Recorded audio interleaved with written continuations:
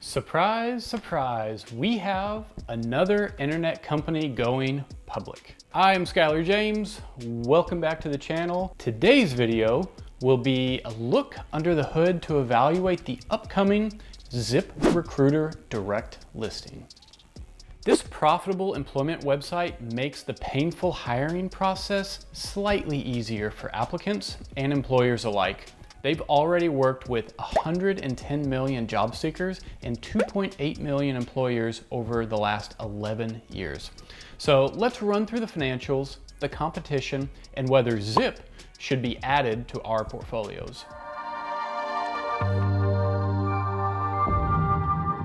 Have you bought an apple at the grocery store recently? Well, they don't just sell apples, they sell Granny Smiths, Pink Ladies, Fujis, Kodaks. There's all these different options. But really, I just want to leave with an apple that tastes good. That's how job searching is these days. LinkedIn, Monster, Indeed. Feels like there's 15 websites you need to check just to see all of the jobs. And we're all just looking for a good job, one that we like. Just a good tasting apple, right? Or if you're a business owner like me, you just want to list a good job and find a good coworker. So how should we view a company like Ziprecruiter with its many competitors in the online job board space? Is this the apple that's right for us investors? First, the go public effort is being led by CEO and co-founder Ian Siegel. You know I love a good founder-led business, and he's been at the helm of Ziprecruiter for 11 years. The underlying momentum for the business is that 40 million Americans change jobs every year. Millennials in particular are changing jobs every 2.8 years. And millennials are currently the largest segment of the workforce. Anecdotally, this sounds like a great spot for a business like Ziprecruiter to thrive. And thriving it is. The company boasted 90 million job postings in 2020 alone, and some 36 million workers actively reviewed those opportunities. Zip's ability to match employers and applicants is what separates it from the job sites. Indeed and Glassdoor have more users, but they're really just bulletin boards. Zip is different because it automates the role of the old-fashioned recruiter for a fraction of the old-fashioned cost. Traditional recruiters make a fortune. They might earn 20% of the first year's salary for any hires they're responsible for. Comparatively, Zip is a bargain with rates starting as low as $249. But traditional recruiting is about relationship building as much as it is about matches and hires. Good recruiters, the successful ones, are rewarded not just for filling a vacancy, but for finding a good fit. So the big question is, can Ziprecruiter function like this? Can it really understand relationships well enough to replace the personal touch of a very expensive recruiter? And right now, it's an open-ended question, and time will provide us that answer. And if it can, that's great. So how is Ziprecruiter differentiating itself from the other players in the space? Well, for one, Zip posts your job listing on hundreds of different job boards all at once, automatically. In fact, the original inspiration for the company a decade ago was that very goal. Save time by automating the painstaking process of posting a job listing on a dozen different websites.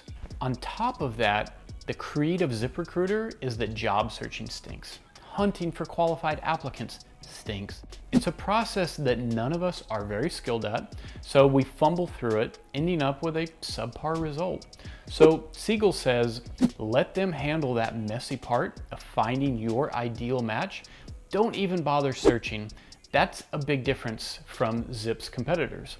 But Ziprecruiter has a formidable competitor, big players with bigger audiences. And can you imagine if Google or Facebook start entering this arena with force? It would be crowded. But you don't have to sell to everybody, you just have to sell to the right people to make enough money. And Ziprecruiter makes money. In 2020, even with unemployment surges and a gyrating job market, it had a net income of $86 million, and that was on a revenue of $418 million. Revenue is coming from what the company terms paid employers, which is what it sounds like. Workplaces paying Zip to post their want ads. There were 89,000 paying employers on the books at the end of 2020. Job seekers aren't charged anything for the service. You can see the dip in paid employers during the pandemic-related lockdown, but I see a fairly decent recovery in the later half of 2020. Even better, check out the revenue per paid employer. It's up 6% every year from 2019, but up an impressive 61% from Q1 of 2018. Making more money from each customer, that is what I want to see in a financial statement. The paid employers are happy too. ZipRecruiter has a thumbs up feature for employers, a chance for them to review Zip's algorithmic match after the hiring process is complete. You see here, there's increasing satisfaction with the service among paid employers, and jobs are filling on the website faster than ever. What a great business summary.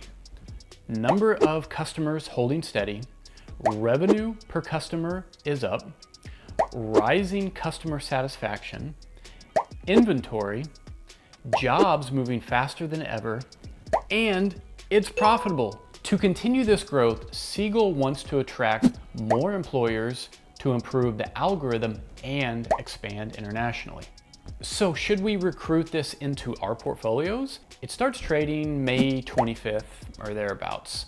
We don't know yet what the market cap will be on day one, but the speculation is around 3.3 billion. About 8 times their sales. It's not as extreme as what some of these other internet plays have commanded in the last year or two. Look, great investments are often ones with market domination and strong moats. ZipRecruiter isn't that at all. Yet, I'm interested. I'm not scared away by the big established competitors. You know why?